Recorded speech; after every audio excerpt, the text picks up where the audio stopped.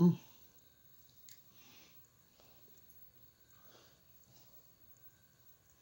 Mm.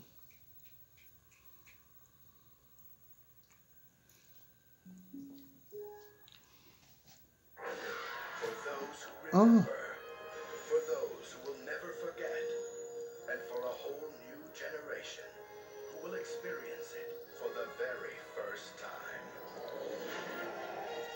Oh.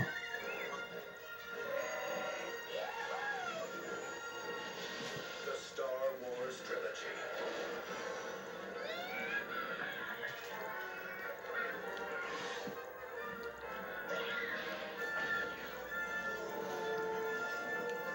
Three timeless adventures that changed movie making forever. Now the entire trilogy, digitally mastered in THX for the ultimate in sound and picture quality. This will be your last chance to own the original version of Star Wars, the George Lucas masterpiece that launched the Star Wars trilogy. The Force is forever, for all generations. Aww. The original Star Wars trilogy on video, one last time. Mm. Mm.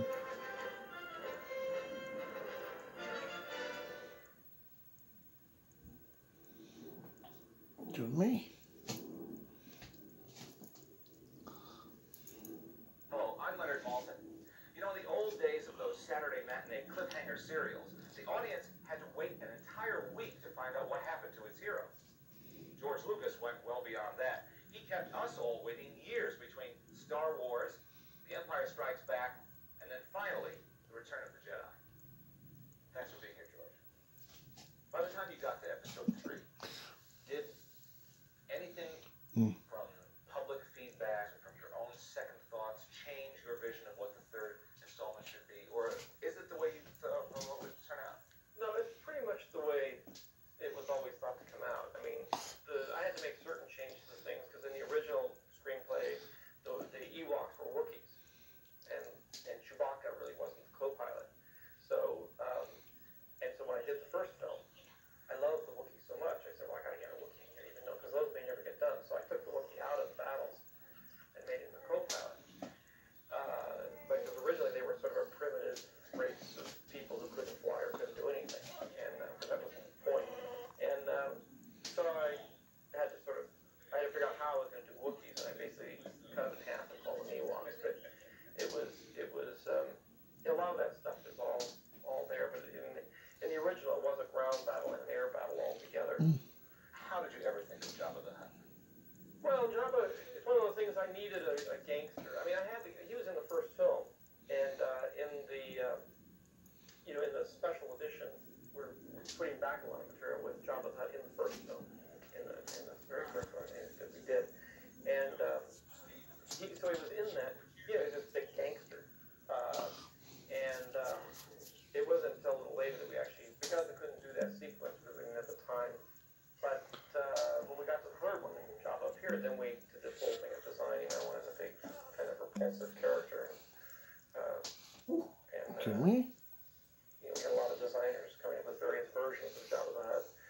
Was it a conscious decision to move a good chunk of the action for part 3 into an earthly outdoor terrain? It's so different from anything you see in the first 2 films. Well, it was. I'm very conscious of the environments, and I try to have at least 3 environments in a movie, and I try to have them as different as possible. And then from movie to movie, I try to have the environments as different as possible. In the first movie, we were on a sand thing. It was all kind of a brown color. And so then on the second one, I put the snow, and it was all kind of white. And then I did the green, swampy kind of thing. And the third one, you sort of, what can you do in terms of environment? You have to shoot it somewhere on the Earth. Unfortunately, we can't go somewhere else. So, the forest was really about the only thing I had left. And originally, even with the Wookiees, the Wookiees lived in a forest environment. They lived in the same kind of tree houses, and they did that. They were sort of earth people. There's a whole motif of, like, Luke's planet. Everybody is brown. There's lots of browns and earth tones. Everything is earth tones and light tan, light brown, flesh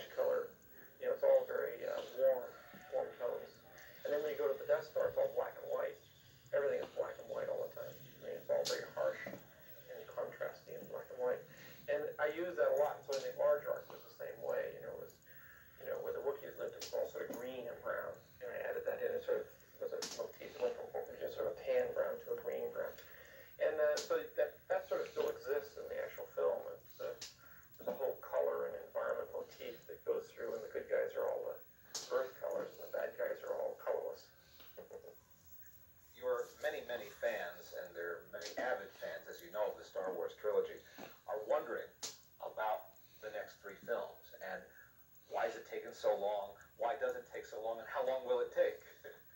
Well, I'm working on the next 3 films, and I am in the process of writing the 3 screenplays now. And it takes a while to write the screenplays. To write the first Star Wars took me about 2 years, so I'm writing 3 scripts at once. It won't take that long, but it takes a long time to prep them, and hopefully we'll have one finished for 98. If not, it'll be 99. But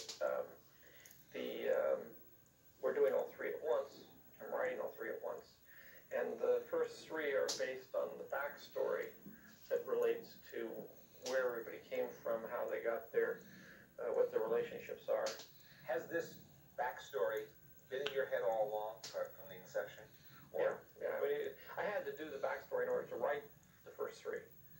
I had to know where Darth Vader came from. I had to know what his relationship to Luke was. I had to know how Ben Kenobi figured in all of this.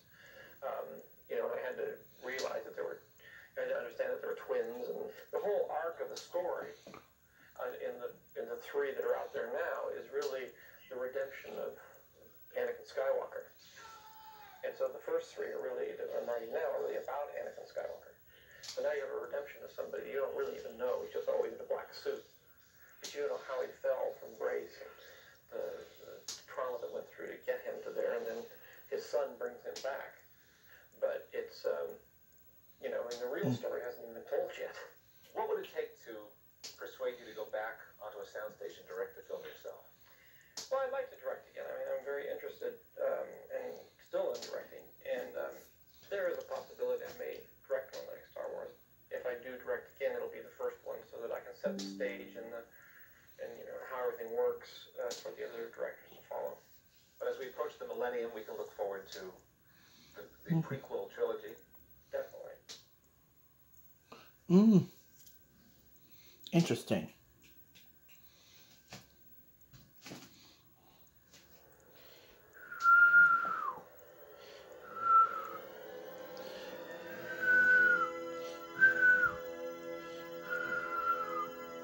Uh-oh, I'm the king.